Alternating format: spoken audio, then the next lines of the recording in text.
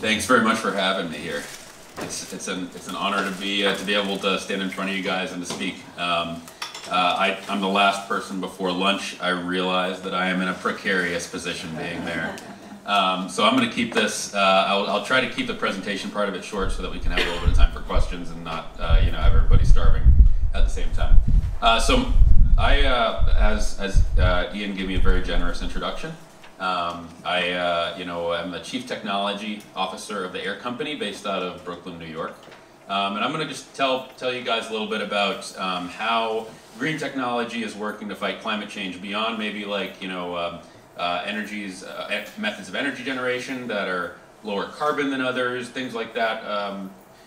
The technology that I'm going to kind of tell you guys about today is really, it's more of a direct way that scientists are trying to fight climate change.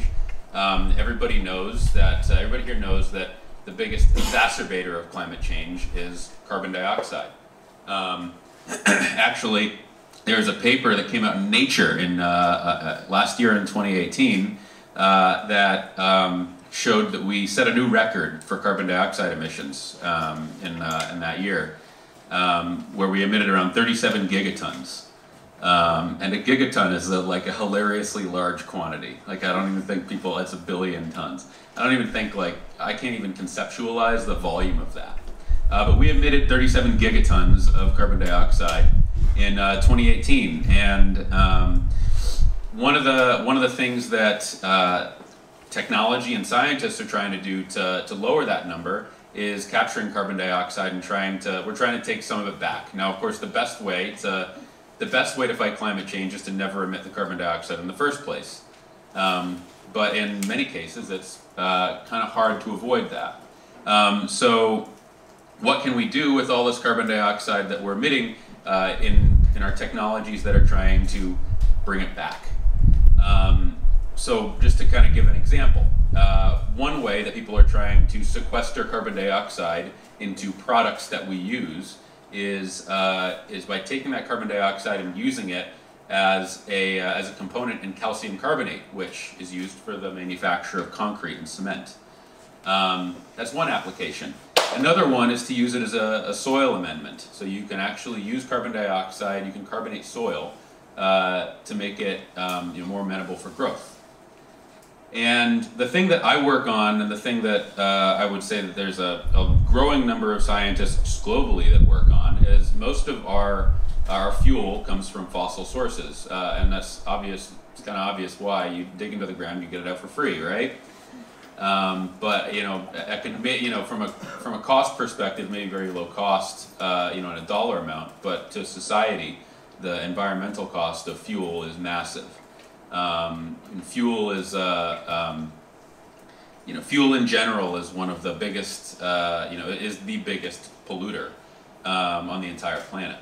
So one of the things that technologies like what I work on, one of the things that we're trying to do is create fuel from carbon dioxide in a way that is lower life cycle carbon intensity than the fuel that comes out now. And really, when I say life cycle carbon intensity, that means you have to taking into account the amount of carbon dioxide you emit into the atmosphere for every piece of the production. One example that I like to use for that is, my company makes alcohols.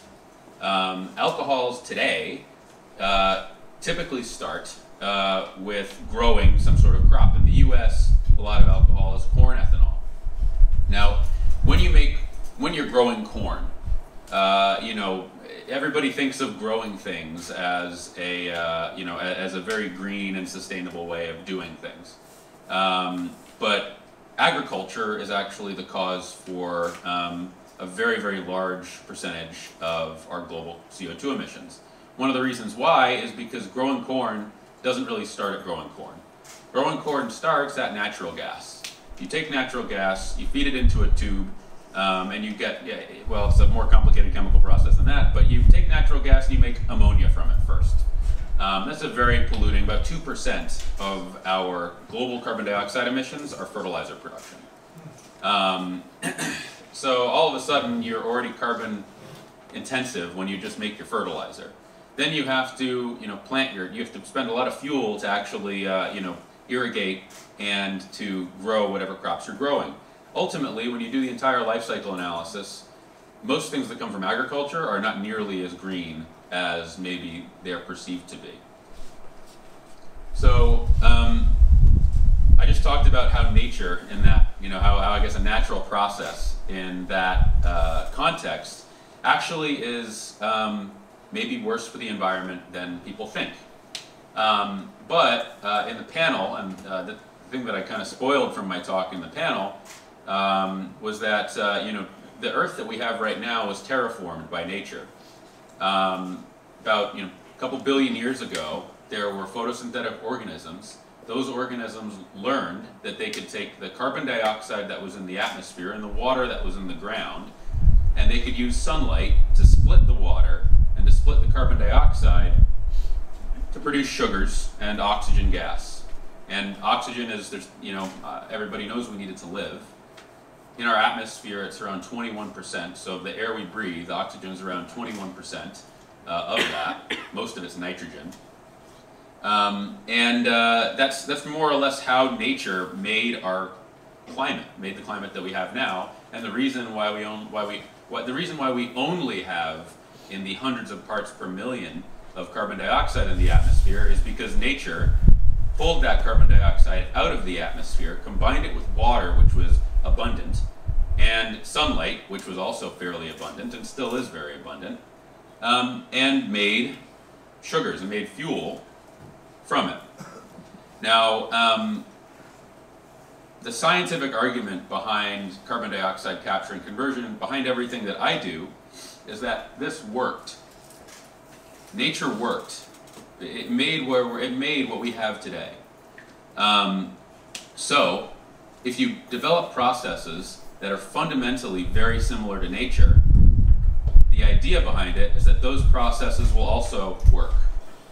If you think about the life cycle analysis of all different parts of your process, and in the end, you're just air, water, and sunlight, carbon dioxide, water, and some form of renewable energy source, then you can create either a fuel or you can create a product and have your only byproduct be oxygen. And we know that the oxygen, even though oxygen is, from a chemical perspective, oxygen is a extremely explosive compound.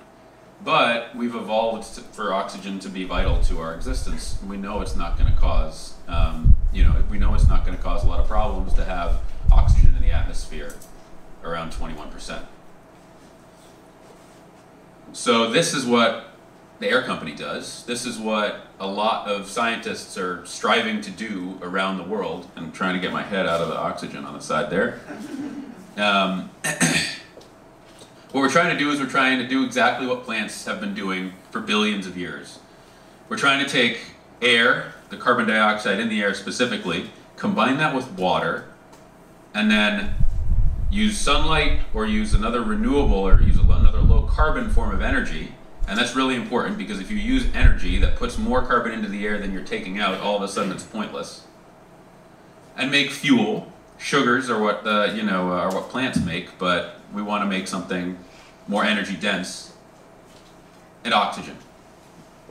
Now, this is the science slide, guys. I apologize. So, the reason why I put this slide in here, and the reason why I'm going to spend a few minutes explaining what it is because I guess one argument that you could make for the point that I've been, that I'm really trying to drive home in my presentation, that making man-made photosynthesis can try to help to save the world, can try to help to fight climate change. One of the arguments you could make is, why don't you just plant more trees? Right? Why can't we just plant a ton of trees to offset all the carbon emissions that we have as humans? The problem is it's a rate problem. We call it flux, in terms of carbon dioxide. So the flux, or the volume of carbon dioxide that's going from fuel into the atmosphere, for billions of years was just fine for nature to keep at equilibrium and to keep at a pretty straight line. But as you saw in the last talk, recently we've had a big increase in carbon dioxide emissions and carbon dioxide concentration in the atmosphere. That's because we've started putting CO2 into the atmosphere at a rate that's higher than nature can pull it out. Nature, and the reason for that is because nature, natural photosynthesis, the overall efficiency of that process, so the amount of energy that it actually uses, so the amount of energy that it absorbs from the sun and stores in the chemical bonds of fuel or sugar, is around 1%. So nature is sequestering carbon dioxide using energy from the sun with around 1% overall energy efficiency. Our flux of carbon dioxide going into the atmosphere is too high. We're putting too much CO2 into the atmosphere at too high a rate in order for nature's energy efficiency to keep up with our pollution. One of the reasons for that, and there are a lot of reasons for that, a lot of them that probably would take too long to describe here, but one of the reasons for that is because photosynthesis evolved to keep the plant alive. Photosynthesis didn't necessarily evolve for energy efficiency. Photosynthesis has evolved to make sure that plants could thrive and they could grow and they could reproduce. Now, one of the products of that is photosynthesis doesn't absorb all of the light that's coming from the sun. Now, you don't need to worry about what a photon is, or you don't need to worry about kind of what, this is working, you know what, I'll just point. You don't have to worry about what the axes on this graph mean. All you have to know is that that black line, everything under that black line is energy that's coming from the sun. So if you have one of those dotted lines, the red dotted line or the green dotted line, for the green dotted line, everything to the left of that is what plants can absorb. For the red dotted line, everything to the left of that is what we can absorb with silicon.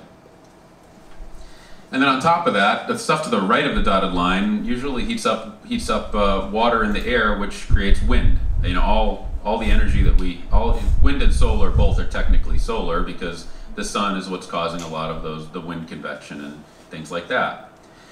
So what you can see here is that there's more to the left of the red line than there is to the left of the green line.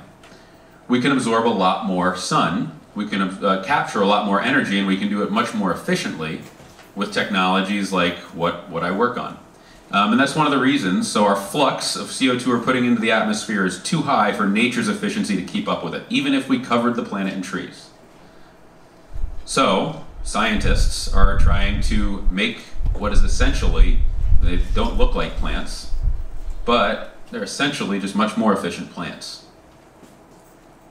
Well, the way we do this is, and at the air company, we combine carbon dioxide and water to create renewable products. We make things like alcohols for consumer products at first, but eventually we want to get to big global markets like fuels. And this is, this is kind of a cartoon of what we do. We literally take the water and we rip it apart using electricity, and we reassemble the atoms with carbon dioxide to make ethanol, which is 10% of our gasoline. It's also 80% of any bottle of perfume you buy. It's also a large amount of any cleaner you buy. Ethanol is used globally because we've known how to make it, and we've known how to party with it for a good time for a number of years too, because ethanol is also the alcohol you drink. So that's essentially the end of my talk here, and I try and keep it a little bit short since we are brushing up against lunch and give some time for some questions. We're trying to take what science can do with carbon dioxide, and we want to build it not only into our technologies but also into our culture. Just really brief introduction to my company. 2 years ago, me and a good friend of mine started the air company. Greg is the more artistic mind. I'm the more scientific mind. We're targeting right now initially different consumer products that we make from carbon dioxide in a life cycle carbon negative manner. I'd be glad to take any questions.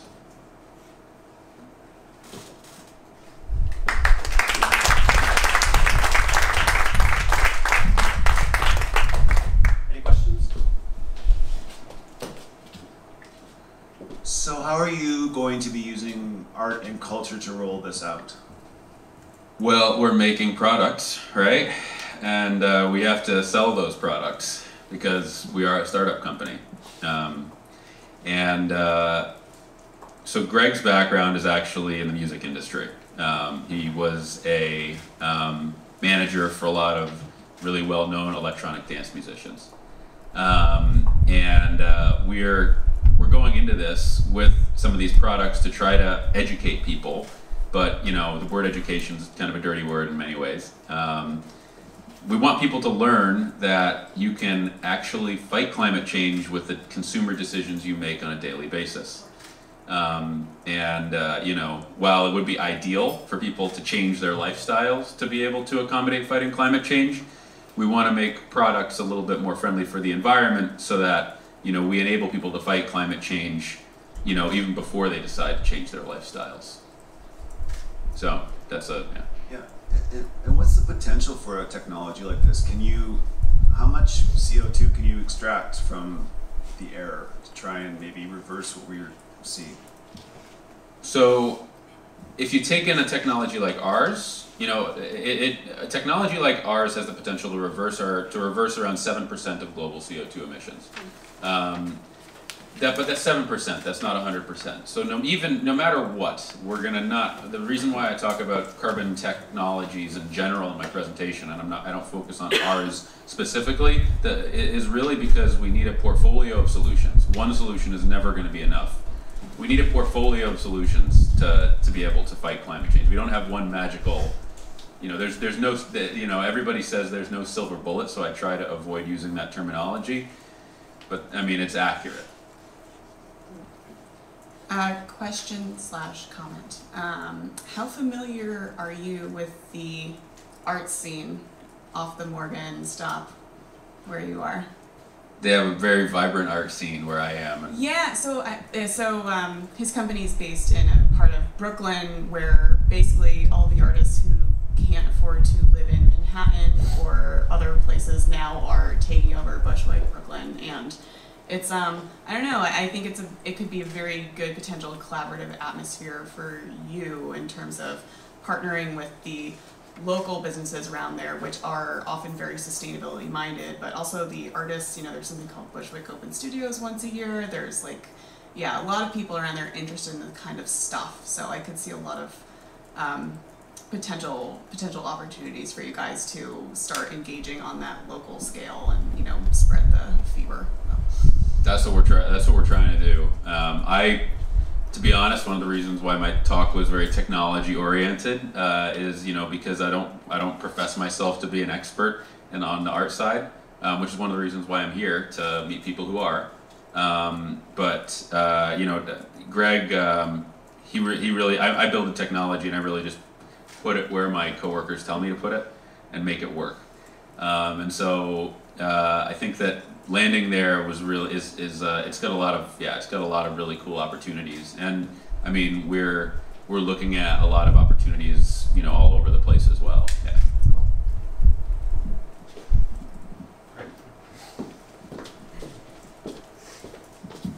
I do have a more technical question for you. So that 7% figure, I'm curious, are you talking about the 7% of the historical stock of emissions, or the amount we emit every year? And also, what time frame do you think you could pull that 7%? How soon could you get to scale to achieve that, do you think? I mean, it's a 5 to 10 year question, not a it's not a next year thing. On top of that, so it's 7% per year. It's not historically all of carbon emissions, and that's to remove 7% of all historical carbon emissions is a huge issue that you have to first start with stopping our carbon emissions now. I would say if we can pull in 3 gigatons of CO2 per year, then it depends on how many gigatons you're emitting. Whether or not you're solving the problem of that was created in the past, or you're abating a problem that's happening in the present. I think that's why when I start my talk, I always say the best way to reduce carbon emissions is to never emit them in the first place. But then we also have all of these carbon emissions we've already emitted, so we've got to work on those too. fascinating idea that you have, and I'm just curious because so many people, let's say on the right side of the spectrum politically, consider, you know, if they even agree with climate change happening, they talk about needing market solutions. So I'm just curious if, as a startup company that's doing this, it's, you know, market oriented, if there's any government support that you could get, or have you gotten? So in the U.S., no. There was a competition in Canada for carbon technologies, and we were lucky enough to win this competition in Canada. So the Canadian government has done a little bit to support us. Yeah. So yay, Canada. But in the U.S., it's really not a priority, and it's really sad. On top of that, you know, people kind of wave the economy flag to, you know, justify making things that are more polluting a priority. So in the U.S., we have not received the government has only put barriers in our way. That it has not given any sort of. We have not had any sort of, you know, benefit. We haven't gone into any meeting with the government where it's like, things could get better with this. It's always, let's stop it's like things could only get worse. We're just, you know, having this meeting to make sure that, to give you an example, our facility is fully constructed. It's operational. We can't operate though right now because we're waiting on permits. You know, so right now regulation is really only putting roadblocks in our way and not any, you know, any advantages. But I think that, you know, in the U.S., I think that, you know, if we were in the EU, that would be a different story. If we were, obviously, we do have funding in Canada, and I moved to Canada for a decent percentage of last year. You know, it's a very acute issue in really with the U.S. because we just don't have. There's a lot of, I think, missed opportunity for investment in climate solutions in the U.S. that the government is not pursuing because of partisan bickering and all sorts of stuff like that. If you do get your technology up and running, first of all, what kind of timeline are you looking at for permits? Is it in a never-never kind of a phase? And if you do get it, how quickly do you roll out, and what's the global plan? If we don't get permits, I'm going to be selling vodka out of the back of my Prius, man. So moonshine, gotcha. Yeah, I'm moonshining, and they can, you know, throw me in jail. You know, if we don't get our permits, then I'm doing this anyway. But you know, I want to start by trying to do things the right way. Yeah, the timeline for that, we applied for them about 1.5 years ago. We, you know, are making progress. But we're hoping that, you know, in the next few months we're gonna have, you know, things finally issued. A lot of people were waiting for our build out to complete before that, which we completed a few weeks ago. You know, it's something that we're hoping we're going to be able to launch some things soon this summer. Because I mean, I'm making product right now and stockpiling, in hopes that you know, politicians will get their heads out of other places. I wonder if any of the artists in the room could take some art thinking to this particular challenge, either through breaking up the log jam or figuring out a different kind of way to get his technology into market, because I can't imagine his story being isolated, and that there are a lot of new thinking, new technologies that could actually be near-term solutions that are stuck in limbo, and maybe they haven't applied the art lens to this yet. Is there anybody who has an idea about that? There are. We're not alone, for the record. Well, I have a question. I mean, fundamentally, it's what you define art to be, and I talked a long time, I know, but one aspect of art to me is communications. It's not just necessarily audio-visual from that perspective of going to a museum or something in that type of venue. Communications is very, very important in this, and what we haven't done, and on the activist level, which I think marketers for product have done very, very well, is understand that there are different demographics that we're trying to channel our communications to, and therefore come up with messaging that's consistent, but messaging that differs in terms of how it's articulated to meet the needs of the constituency we're targeting. And I think that's where a communications platform would actually do very well, to communicate the urgency of the need for a new product in the same way that we communicate the urgency to buy Coca-Cola. Right. I mean, Noah does what, decorated beehives, and that gets you all kinds of publicity and friends in the community and customers. I'm wondering if there's any model that you could offer him that way. I mean, throughout your talk, throughout your talk, I've been, noticing the Apple products next to you, right? And so when this type of technology you're talking about is impactful and scalable, the design element is what seems to be required for what helps scale it. And the design element was not necessarily up to par with your science, right? You have some amazing basic science. It's there. You're the CTO, of course. This is great. And so that's what my mind is thinking about, how the design can really help scale it, which is such a Broto theme. I mean, that's what we're doing here. The products that you can and do make are almost infinite, right? You start with ethanol or anything else, but you can do so many more things. I think about a future maybe with 3D printers in every home that maybe are just attached to air and can start pulling carbon there and make other things, but that design is what's going to help connect people with a demand and a conversation. Yeah, I agree with that. It has to be, I guess, so we have a product team, who both I and Greg work with. And I guess one of that has to be reconciled with the fact that if you publicize that, so we do have a product design. We have, it looks really nice, and I think they've done a really good job. I think they've done just as good a job as my science team has done.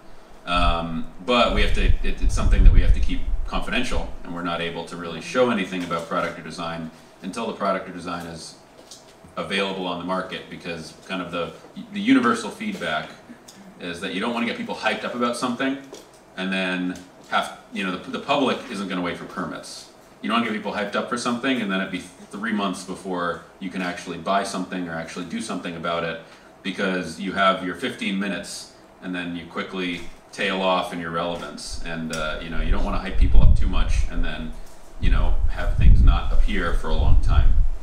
So that's I guess the counterpoint to the design thing. So a number of you have talked to me, know my bias about this already, which is that I think the green technology, the carbon scrubbing in particular, is maybe the touchstone technology that could be the platform for what's coming up next in the next couple of panels, which is to say what is the technology and how might art be able to amplify that.